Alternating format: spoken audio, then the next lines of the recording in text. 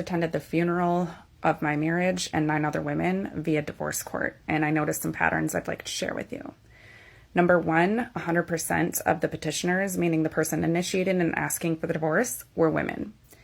Number two, 90%, so all but one woman did not ask for spousal support.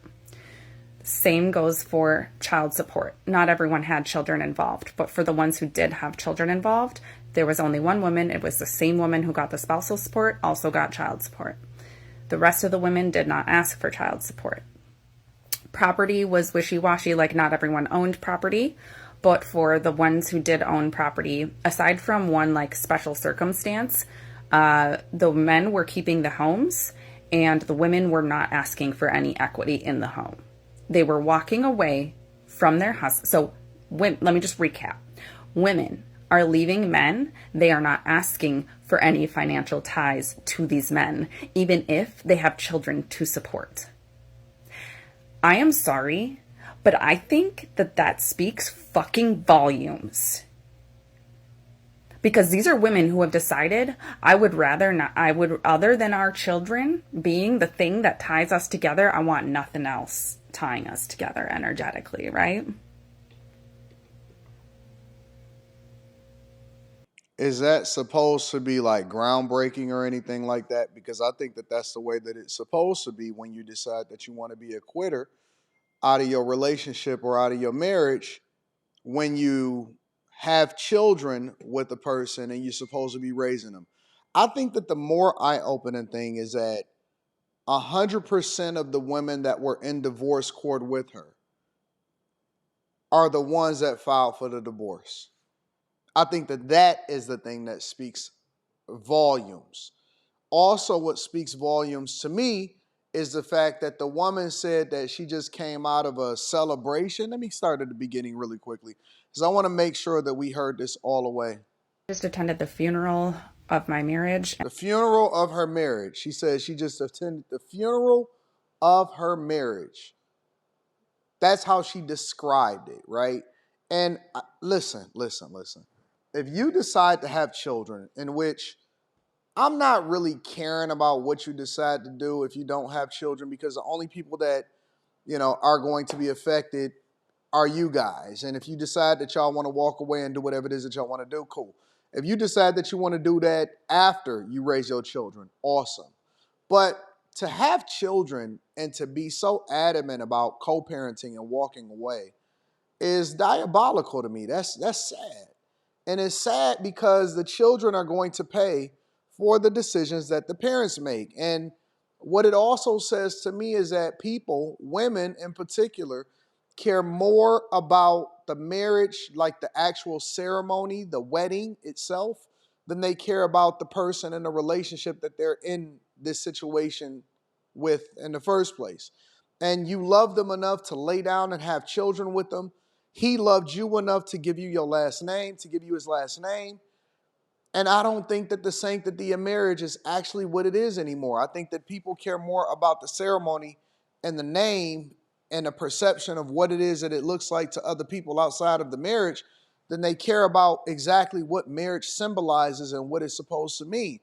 I don't think that people even care about the vows that they take. And I started to see that when people started as a trend. And think about this. This is something that's sanctified by God, that is petitioned and all of that stuff. And people started revising the vows.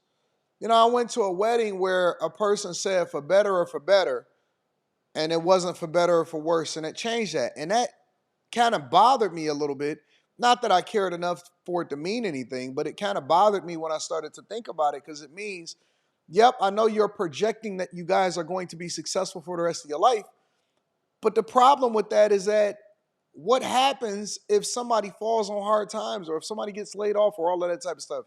Does that also symbolize, because again, this is a pledge before God and witnesses, does that mean that you guys won't survive? And in a lot of instances, that's exactly what it means. And so when people don't get their way and when people decide that they just are fed up or whatever, they don't see the good in people. And I advise people a lot of times, because I've coached a lot of people, especially, and I've saved a lot of marriages, regardless of however you feel about me.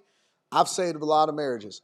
And the thing that I tell people all the time, and this is the way that I've always operated in my marriage, and this is the reason why I'm successfully married, is I tell people all the time, I say, focus 98, 99% of your energy on the thing that you like about the person, not what you want them to change. Because they're not going to change. Women that get into a relationship with a guy based off of what they think that he's going to do later as far as changing or evolving, or I can change him into this, or I can make him into this type of man, you better take that man at face value, because if you think it's going to be any different than what it is, or you having children is going to change that, it's not. It's not. And so a lot of people are going into these situations delusional, and that is a bad thing. On the flip side, when it comes to the women, you are not going to change her into being something different. And so when y'all come together, you need to be focusing, what it is that y'all do on whatever it is that's, what I'm saying, that's best about her or what's best about him. And I kind of took that from how it is that we interact with people at Thanksgiving dinner or whatever. When you live with people, a lot of times you see all sides and you just learn not to appreciate them and all of that. And it's because we spend so much time about complaining about the things that we don't care about them. But when you go and separate yourself and then you go and visit and you see your mother or your father or your brothers and your sisters and your aunties and your uncles, nephews and cousins, whatever it is, at the Thanksgiving dinner, for the most part, for most people that are reasonable, you get the best of them, you experience them, life is good, and then y'all go about y'all way, and then they go and do their thing, you go and do your thing. But the more that you're around a person a lot of times is the time that you start to build up a level of resentment, and women are emotional, and so they make these decisions. I don't think that they even think it through of how that's going to impact the children, which does bring me to the point of the children. And it's like, don't you understand that? And we know statistically and based off of data, you got to change your attitude, because your children is going to suffer because you didn't do what you were supposed to do. And a lot of times women are leaving these relationships and they saying that they're not happy or whatever, and so on and so on. And I know what she's trying to implement, or what she's trying to imply. She's trying to imply that the men were so disgusting and the men were so bad that they married and had children with. Key word, married and had children with, meaning that they were with them, they vetted them, and for whatever reason, they couldn't get along with them, right? And these guys were so bad that the women were dead set on not even asking for alimony, child support, any of that type of stuff, right? But I look at that differently and I say, well, women have now grown to the space to where they work, they can do what it is that they want to do, they vote how they want to vote, they're not subjected to whatever it is that the man is saying and doing. And so now, because they have the option to choose for themselves, there shouldn't be any child support. There shouldn't be any spousal support or anything like that. If both of y'all are working and both of y'all are equal, she can keep her job, he keep his job, they can figure out how to co-parent for the children. I wish they would stay together, but they don't necessarily need that in order for them to be able to thrive individually, separately. But what I'm also starting to see, and this is not a part of the conversation, I'm starting to see a lot of women say that they going homeless, that they stuck, that they not in a great position, they living out of their cars, and that they struggling bad, down bad, and that's why they out here looking for another man to become a step baby daddy. Think about what y'all do before y'all do it, and stop following trends on the internet, because you're going to be sad. It ain't nothing out here. It ain't nothing out here. You jumping on apps, you getting back to dating, you going back to the bar. That's old. That's tired. Going to the bar to try to find a man as a woman when you in your 30s, 40s, and 50s? Crazy, man. But listen, let me know what y'all think inside of the comments. Make sure y'all tap into the Patreon. Link is in the description. Teach Henley, 40% off your first order, 20% off for life. I love you. I appreciate you. I'm going to holler at you guys later. Peace.